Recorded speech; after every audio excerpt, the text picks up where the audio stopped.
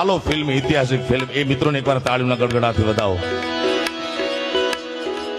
પરમ દિવસ મેં ગધેથડના કાર્યક્રમમાં વાત કરી કે દરેક ભાષાનું મહત્વ દરેક ગવર્મેન્ટને હોય છે, સરકાર એને મદદ કરતી હોય છે, પણ કેટલી મદદ કરે? 10%, 20% સબસિડી આપે છે ગુજરાત સરકાર.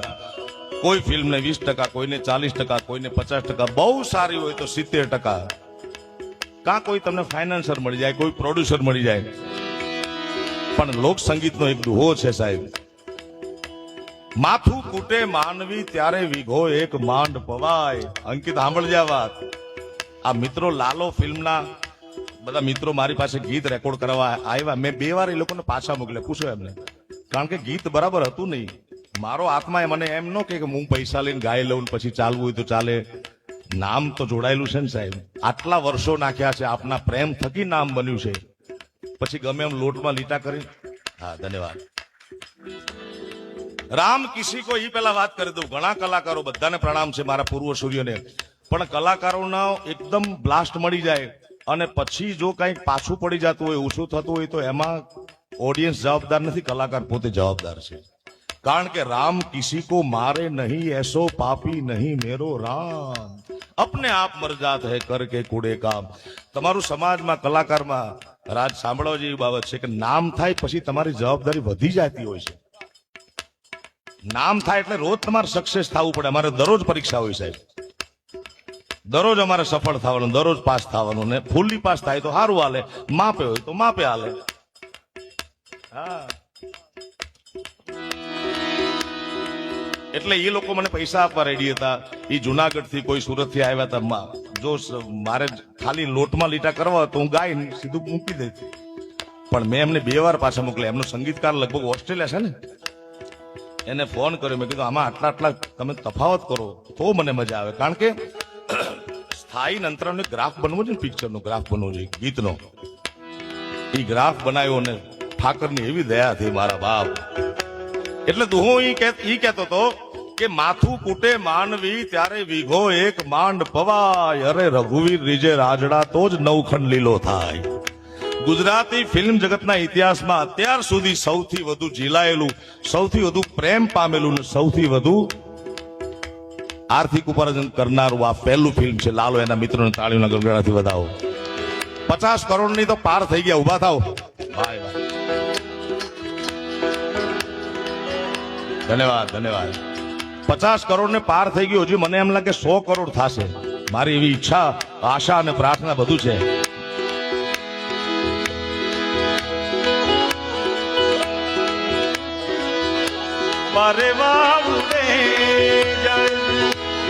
ઈ થોડો ફેરફાર કરાયો તો હે ને. મારે વાવને એ દિશે ત્યારે નથી કે માળો તારો નથી સર.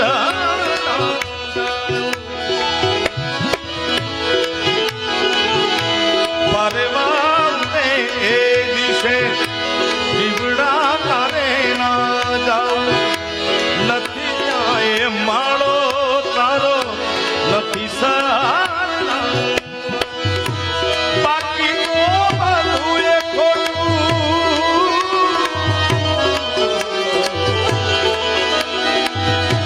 બાકી તો બધું એ ખોટું, એક તારો માર્ગ સાચો.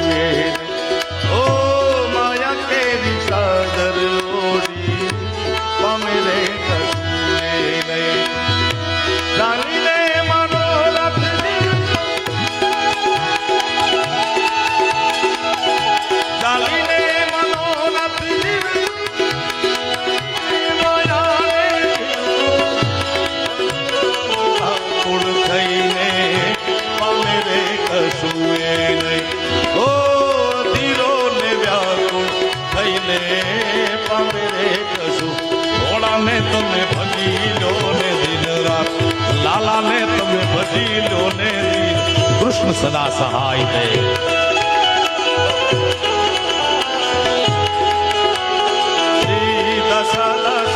मैं तो नादान हूँ आमी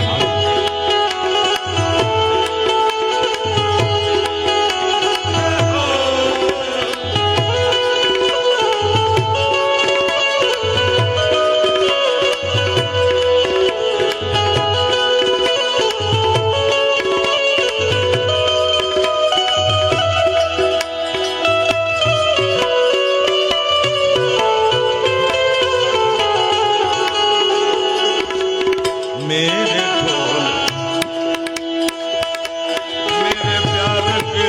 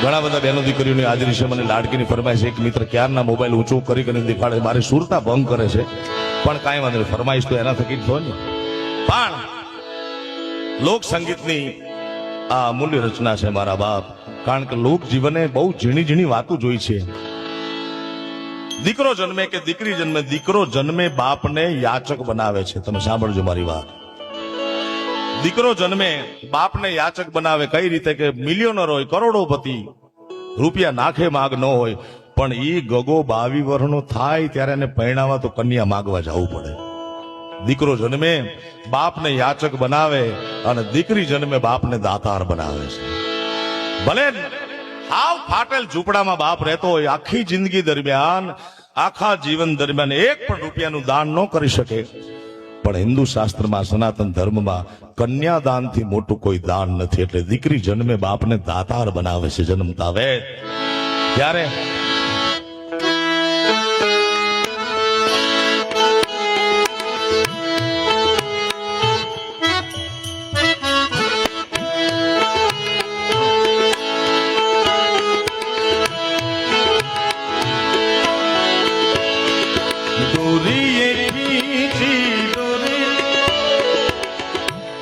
એક બે મોબાઈલની ફ્લેશ લાઇટ ઓન થઈ જો બધા આપણે મોબાઈલ આપણા ખિસ્સામાં છે મને એ નથી સમજાતું કુલદીપભાઈ કે હું લોક સંગીતના સૂરને લઈને લોક સંગીતની વાતો લઈ દુનિયાના દેશોમાં જ્યાં ગુજરાતી વસે છે સાહેબ ત્યાં હું ફર્યો છું કોઈના ખિસ્સામાં મેં 2 મોબાઈલ નથી જોયા અને આયા મારા દીકરા 3 રાખે ધંધા શું કરે હું ગોતું છું કેદીનો મારું સંશોધન ચાલુ છે જેના ખિસ્સામાં મોબાઈલ હોય એને ફ્લેશ લાઇટ ઓન કરવા વિનંતી જે ઓન ન કરે એને એની માના સોગન છે માં તો માથી મોટું કોઈ નહીં જળધર કે જગદીશ આનંદ કરાવવા માટે કહું છું મારા બાપ કારણ કે સ્ત્રી છે એ શક્તિ છે શક્તિ દરેક પુરુષના જીવનમાં 4 અલગ અલગ સ્વરૂપે આવે છે જાગતા વેદ જન્મતા વેદ ભાગ્યશાળી હોય તો માના દર્શન થાય એથી વધુ ભાગ પ્રબળ હોય તો રાખડી બાંધો વાળી બેન મળે એથી વધુ ભાગ્યશાળી હોય તો ઘરે પત્ની મળે ઘણા આમાં રહી જાય છે અને સૌથી તમારો ભાગ્યનો ઉદય થવાનો હોય મારા બાપ તો તમારા આંગણામાં રમતી દીકરી મળે તમને એટલા માટે દોરીએ ખીચી દોરી ભલીને કી તુને मेरे सपनों सुनाया सारी रात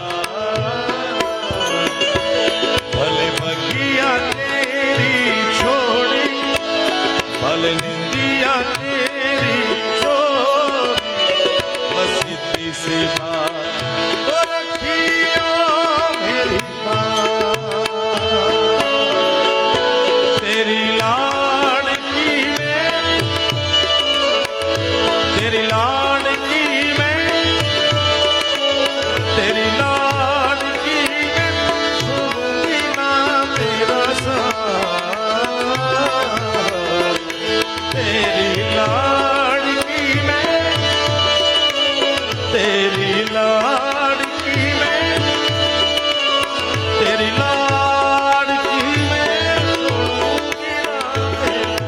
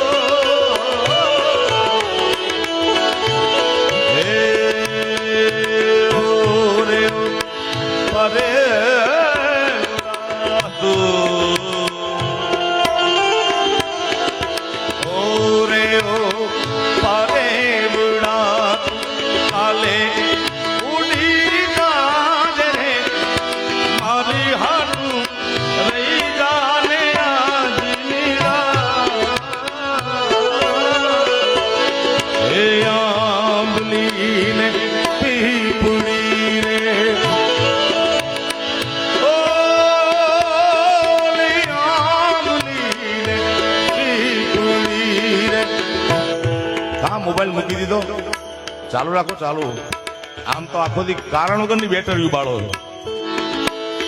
હે આંબલી ને પીપળી રે જોશે તારી વાત એડા મળી કરશું અમે ફરિયાદ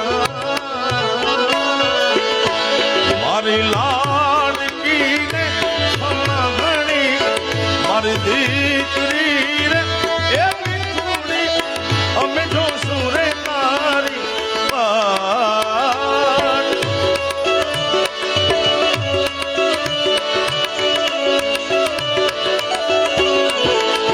એ ખમ્મા ધણી તુને ખમ્મા ધણી મારી લાડકડી ને ઘણી ખમ્મા મારી લાડકડી ને ઘણી ખમ્મા મારી લાડકડી ને ઘણી ખમ્મા ઓ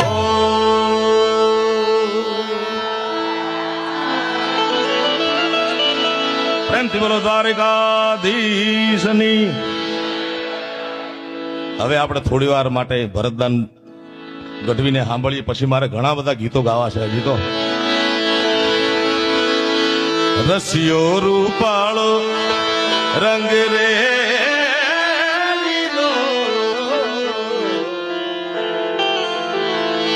ઘેર જાઉં ગમતું નથી રસિયા એ ઓખો તો દુનિયાથી નોખો કેવાય.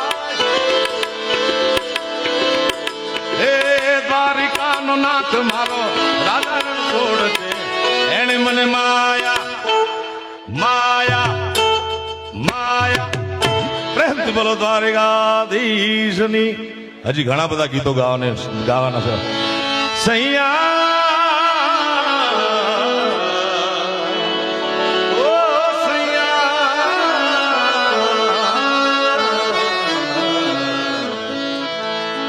ये दिल तुम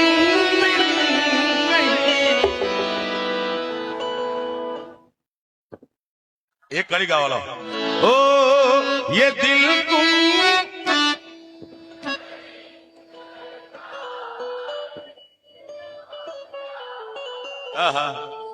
ओ तुम ही कह दो अब है बेवफा